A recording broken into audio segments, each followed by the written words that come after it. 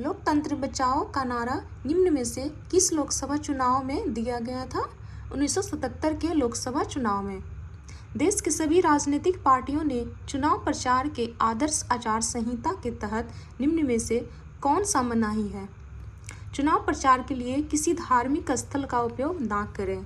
सरकारी वाहन, विमान या अधिकारियों का चुनाव में उपयोग नहीं किया जा सकता है। चुनाव की अधिघोषणा हो जाने के बाद मंत्री किसी योजना का शिलान्यास, बड़े नीतिगत फैसले या लोगों को सुविधाएं देने वाले वादे नहीं कर सकते हैं।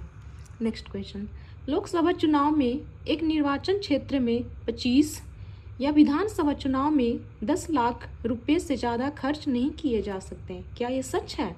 हाँ, यह सच है। किसी संविधान की सफलता की संभावना कब ज़्यादा बढ़ जाती है?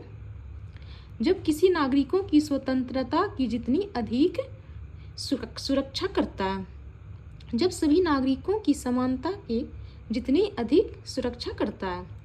नेक्स्ट क्वेश्चन, भारतीय संविधान की सफलता के लिए अवरोध और संतुलन के संदर्भ में बताइए। भारतीय संविधान शक्ति को एक समान धरातल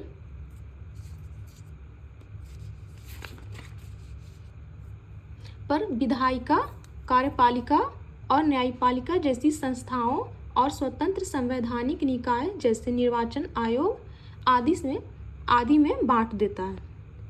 इससे यह सुनिश्चित हो जाता है कि यदि कोई एक संस्था संविधान को नष्ट करना चाहे तो अन्य दूसरी संस्थाएं उसके अतिक्रमण को नियंत्रित कर लेंगी।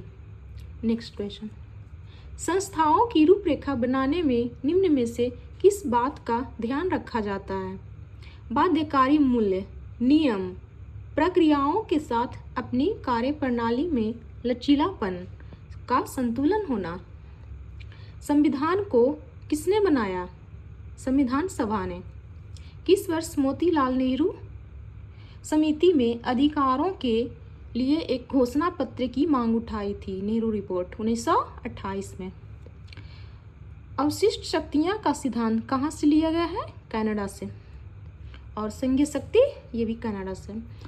संविधान द्वारा प्रदान किए गए और संरक्षित अधिकारों की ऐसी सूची के निम्न में से किस नाम से जानते हैं?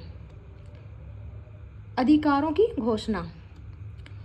भारत जैसे देश में समानुपातिक प्रतिनिधित्व प्रणाली के केवल किस रूप में चुनावों के लिए अपनाया जाता है? अप्रत्यक्ष।